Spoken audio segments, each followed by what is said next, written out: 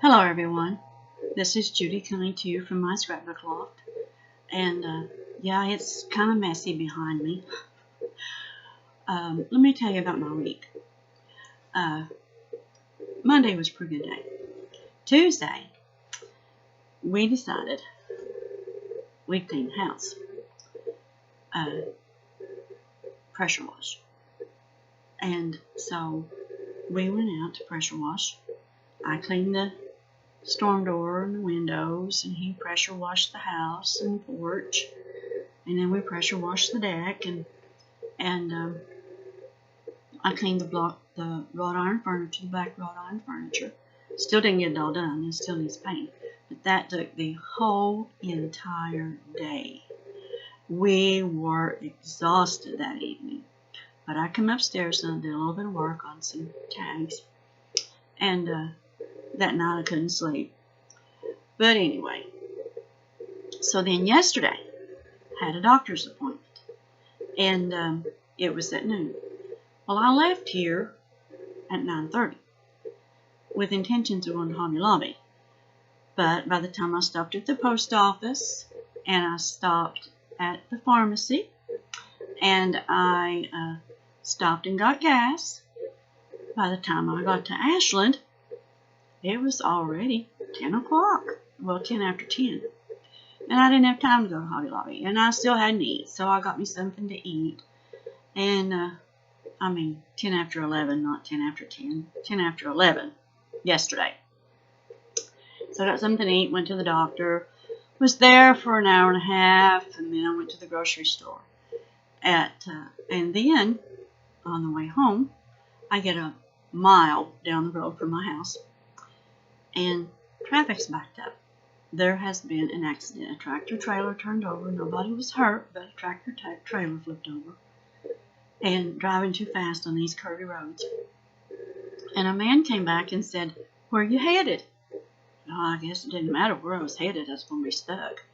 But anyway, he said, it's going to be, I said, about a mile up the road. And he said, it's going to be 2 hours. They had to send to Grayson for a bigger wrecker because this is a big tractor and trailer. I said, oh, I've got ice cream and meat and milk in the car. So I backed up and I took a little side road that we call Open Fork, and that took me about another 30 minutes home. But anyway, got home and got the groceries put away and all that good stuff. So last night, then at 11:40, we're going to bed. And I step into the hallway to the bedroom, step in water on the carpet. And I said, hollered at my husband, and I said, where's this water come from in this floor? There's nothing here but a closet and a bedroom. So we're bent over, cleaned it up, and it drips on our back. And of course, we look up, and it's the cold air return for the air conditioner. And my husband said, oh no, I bet you anything that bottom tray's overflowing, but the drain stopped up. So we come up to my craft loft. It's really a loft. You guess where the entrance is to that side of the attic? Under my pegboard. So I had to take everything off the pegboard, everything off the shelf, and all that stuff's in the floor. Had to take the pegboard down, it's in the floor. Had to take the cover off, that's going over to the attic, it's in the floor. And my husband has about 12 inches of insulation in that hole. That's in the floor. So he climbs over there, and sure enough, it's stopped up. So he goes to the garage, and he gets a wire and something to try to fish through there to unstop it. Well, it doesn't work from this end of the drain. So we have to go outside. And he has to get a ladder, and it's on a bank like, so I have to hold the ladder. Now it's pitch dark, and we're working with a flashlight and a wire. So he works with it, and he can't get it to drain. We've turned the air conditioner off, by the way. And so he decides there's a better way of doing it. So he goes to the garage and he gets the drill. and he drills a hole into the elbow that makes the turn into the attic. And he fishes that wire through that hole, and when he drags it back, he drags back some junk. And it starts to drain a little bit. Well, it's just a little bit and then it stops. So we work with it and work with it and work with it. Finally, it drains enough that we come in and check the drain pan, and it's down enough and it's draining that we can go to bed. Well, it's 2:40 in the morning. So we go to bed, and 3:15 I'm still awake. Well, I must have gone to sleep sometime after 3:15, because the next time I look at the clock, it's 3:47. So I just get up. I have a donut and a cup of coffee. I come upstairs to my craft room and work on some tags till 6 o'clock. And I am so tired by then. I thought I should be able to sleep a little bit. So I go to bed. 7 o'clock, I'm still awake. And then it's 7:10 is the last time I remember looking at the clock. Well, the next time I look at it, it's 7:47. Well, I've got to get up at 8 o'clock. I've got a doctor's appointment. So I went and done all that. So I got up this morning at 8 o'clock, and I left early enough to go to Hobby Lobby. I had to stop at the water office and pay the bill, of course, first. So I go to Hobby Lobby, and I gave myself a limit. $10 was all I wanted to spend. So, and they were having some sales, and what I wanted was on sale. So I got me a little basket, and I get my items, and I count in my head $11. And so I go to check out, came to $16.96. And I thought, well, I was wrong. So I go out to the car, and I'm thinking, I'm never off that bad when I'm trying to limit myself. I ain't never that bad. So I get the receipt out, and the woman charged me full price for 2 items that were supposed to be 50% off. And she charged me full price for a little stamp that was on sale for $1.47. So I go back in and tell her about it, give her the receipt, and show her what I've done, what she's done. Here's the ticket for that stamp for $1.47. I don't know if you can read that or not, but anyway, show her what she's done. So she looks at it, and she said, well, I did, didn't I? I made a mistake. And I said, yeah, just a little bit. So she tries to bring it up to correct it, and it won't come up. And she said, well, maybe it's because it just happened. I mean, I no more got out to the car than I come back. And so she said, I'm going to give you to this lady over here. So she hands me over to a different register, thinking that she might be able to bring up my receipt.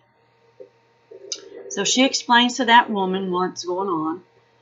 They put me in front of 2 people that was in that lane. And then that woman takes the 2 people over to her lane.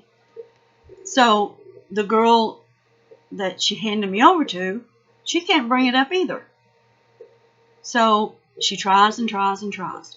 Now this is 10 o'clock and my appointment's at 11. So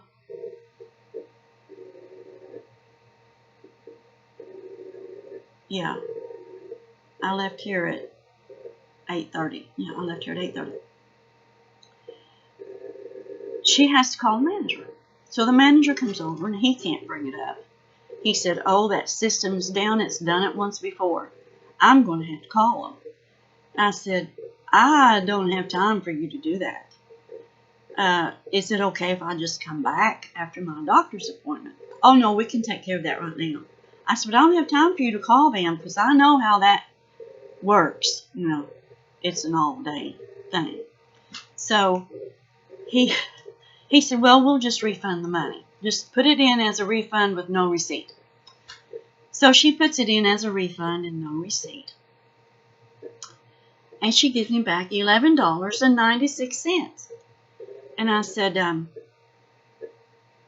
that's not right. That's too much. No, she said, here. So she gets the receipt out. She shows me what she did and all this stuff. And I said, well, that doesn't seem right to me. So she said, but it's right, ma'am. I said, okay. Now it's 10:27 and I'm like 15 or 20 minutes downtown to the doctor's office. And I'm walking out to the car and it dawns on me. That's not right. Because here I have 3 items in my bag and the money in my hand. Those items are not paid for. So I turn around and I go back in. Now she's got like 5 people lined up. She's the only one open now, besides the woman doing the returns. And I step up. Now, granted, it's 10:27. I'm 15 or 20 minutes downtown to my doctor's office. And I told her, I said, I am sorry to bother you, but this is wrong.